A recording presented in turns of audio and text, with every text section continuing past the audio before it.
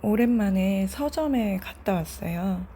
요즘 자주 가는 공간에 이제 서점이 있어서 더욱 좋아서 그 라인에 스타벅스도 있고 뭐 테라로사도 있고 그래서 커피숍도 구경하고 앉아서 책 읽기도 좋고 해서 서점 나들이를 가는데 이 인터넷 서점에서 제가 원하는 주제 카테고리를 가지고 주문하면 제일 편하긴 하지만 가끔 이렇게 서점에 나들이 갔다가 내가 알지 못하는 이런 선물을 얻을 때가 있어요. 우선 표지가 너무 예뻤고 시리즈가 이렇게 4개가 있었거든요.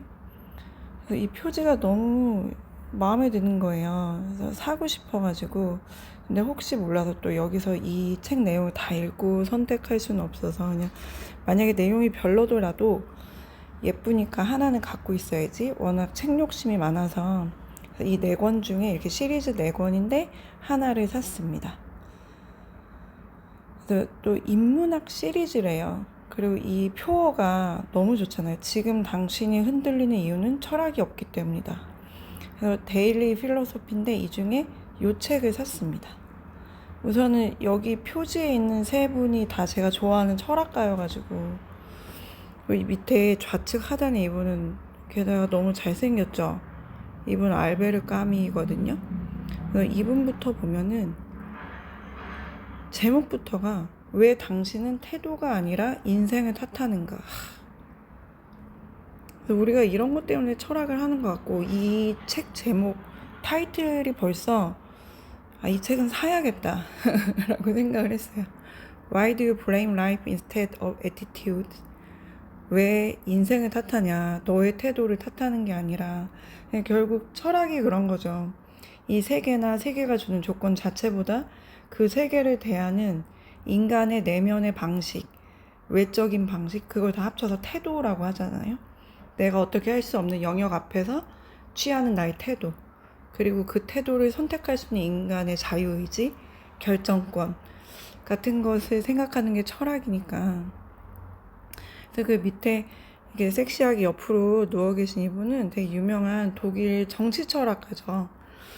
그 하나 아렌트라고 더 휴먼 컨디션이라는 책을 지으신 분인데요. 이분도 이렇게 말해요. 영어로 보면 Before you fall life, 삶을 탓하기 전에 pause and examine the attitude you carry. 잠시 멈추고 네 자신이 지니고 있는 태도를 먼저 살펴라. 라는 얘기를 합니다. 그래서 인간이 조건 속에 던져져 있지만 어쩔 수 없이 그게 인간의 유한성이지만 시간이라는 조건, 공간이라는 조건, 그리고 그 시간 안에 포함되기도 하지만 우리는 반드시 죽으니까 그 한정된 조건 속에서 그거를 해석할 수 있는 것, 인지적으로 해석하고 또 그것에 내가 삶으로 응답할 수 있는 것, 이런 것들이 다 나의 태도에 의해 규정된다. 그거를 방향성을 잡아주는 게 철학이다. 외적인 조건보다 본인의 판단, 인지적인 판단과 태도의 구조 같은 것들을 생각하게 해주는 철학자들입니다. 그리고 이 밑에 잘생긴 이분 알베르 까미죠. 이방인, 뭐 시즈프시나 이런 게 대표적이고 대부분 뭐 부조리에 대해서 얘기를 많이 하는데 결국 그 부조리를 피하지 않고 견뎌내는 태도 속에서 인간의 존엄성이 드러난다 라는 얘기로 저는 책을 읽었었고요. 그 다음에 옆에 이분도 너무 좋아하는 제가 루드빅 비트겐슈타인이죠. 오스트리아 출신이고 언어 철학 핵심 인물이어가지고 제가 좋아할 만한 국문과 출신인 제가 언어를 사랑하는, 언어를 갈고 닦아야 나의 내면과 나의 품성, 나의 품격, 그다음에 세상을 바라보는 안목 같은 것들이 갈고 닦인다라고 주장하는 저한테 너무 와닿는 분이신데요. 제일 유명한 게 그거죠. Cannot speak, must be silent. 말할 수 없는 것에 대해서 침묵해라. 그래서 언어를 갈고 닦고 네 언어가 곧 너의 세상이다. 언어를 강조하는 것 같지만 사실은 이분은 철학자이기 때문에 언어 철학자니까 언어뿐만 아니라 철학에 대해서도 내가 언어로 명확히 규정할 수 없는 형이상학이나 뭐 신이나 뭐 윤리나 뭐 이런 것들에 대해서는 언어로 표현하지 말고 이렇게 삶으로 드러내는 것이다. 그냥 드러나는 것이다. 이런 식의 규정도 되게 좋았던 것 같아요. 결국 이 하나 아렌트, 너무나 멋지고 섹시한, 지적인 섹시해 보이는 이분도 삶을 규정하는 것은 외적인 조건이 아니라 태도다. 그리고 이 알베르 까미, 너무 영화배우처럼 잘생기지 않았어요 진짜? 이분도 부조리 속에서도 태도를 선택하는 인간의 존엄성, 그리고 비트겐슈타인은 말할 수 없는 영역 앞에서 인간이 지킬 수 있는 것은 침묵이라는 태도다. 그래서 다 세계 자체보다 그 세계를 대하는 인간의 방식, 그 태도가 철학이고 그것이 인간의 존엄성을 결정한다 라는 겁니다. 그래서 저는 요 4권, 결국 3권을 다 살 것 같기도 해요. 근데 이 4번째 책, 요 표지를 설명해드린 요 책을 샀습니다. 그래서 서문부터가 또 굉장히 매력적이거든요. 서문을 읽자마자 또 이거는 독서 모임, 제가 지금 진행하고 있는 독서 모임에서 반드시 소개하고 싶다라고 했는데 한번 읽어볼게요. 철학을 품는 순간 당신의 인생은 더 이상 실패할 수 없다. 벌써 너무 좋아요.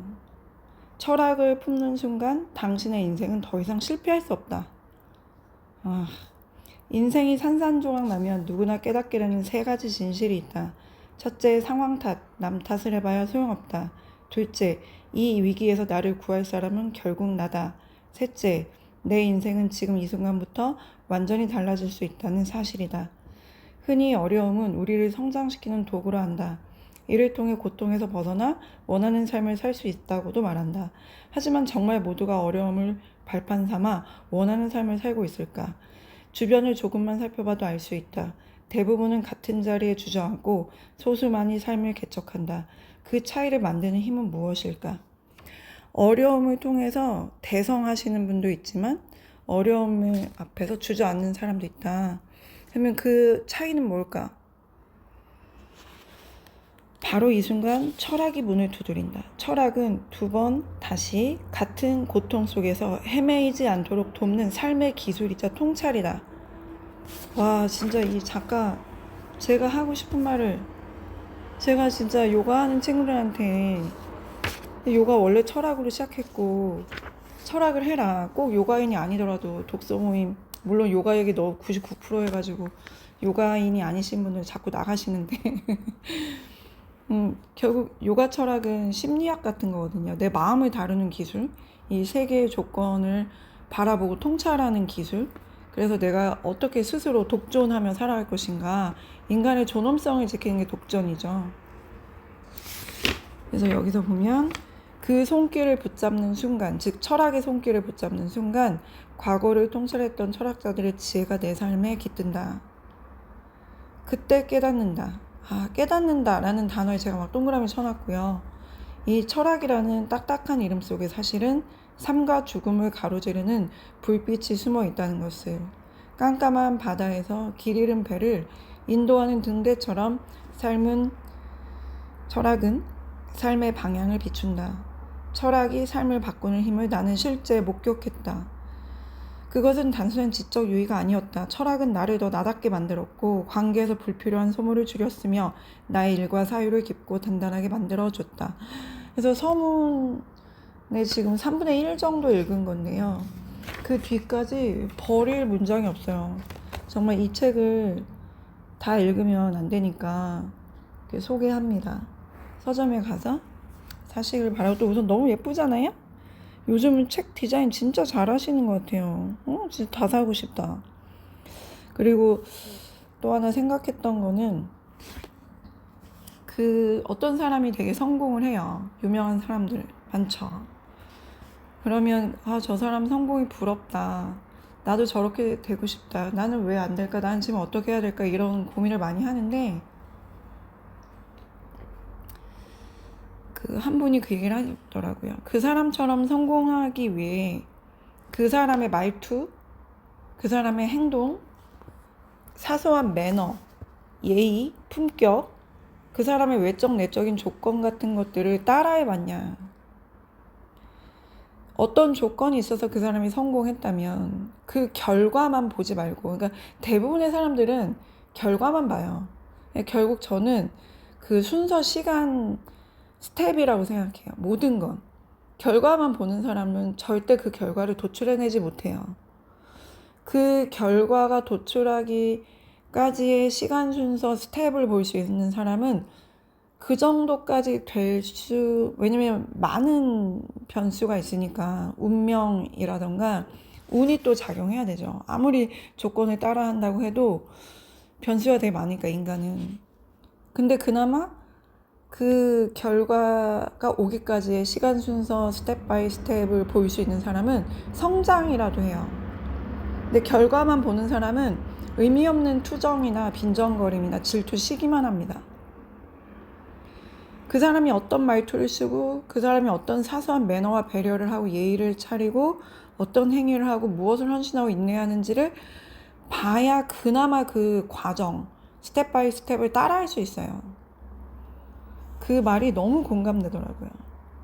그래서 나이가 들면서 좋은 거는 지금 되게 돈이 없고 성공하지 못했고 약한 위치에 있는 사람이더라도 그 사람의 매너나 말투나 품격이나 눈빛이나 사물을 바라보는 그 안목이나 이런 걸 근데 사실 말투만 봐도요. 어떤 말을 쓰는지만 봐도 그리고 생각하고 말하는지 의미 없는 대화를 막 하는지만 봐도요.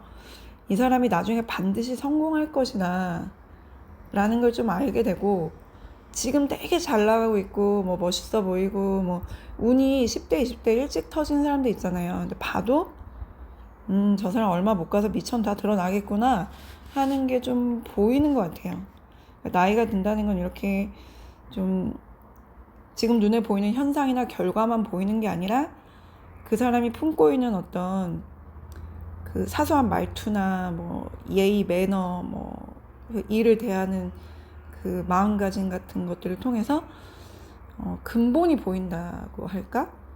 그게 나이 들면서 얻는 조금의 선물이 아닌가 생각이 듭니다. 그래서 다 읽어주고 싶어요. 다 읽어주고 싶은데 철학 없는 삶은 반드시 실패한다. 그러나 철학을 품는 순간 당신의 인생은 더 이상 실패할 수 없다. 이 부분을 읽고 오늘의 영상은 마무리하고 내일 또 독서 모임 있어서 그 자료 준비해야 되고 너무 재밌어요. 이번에는 천상병 시인의 귀천 나 하늘로 돌아가리라 그거 있잖아요. 그거 할 거예요. 제 50에 있는 주역 하고 있는데 그거 읽으면서도 너무 좋거든요.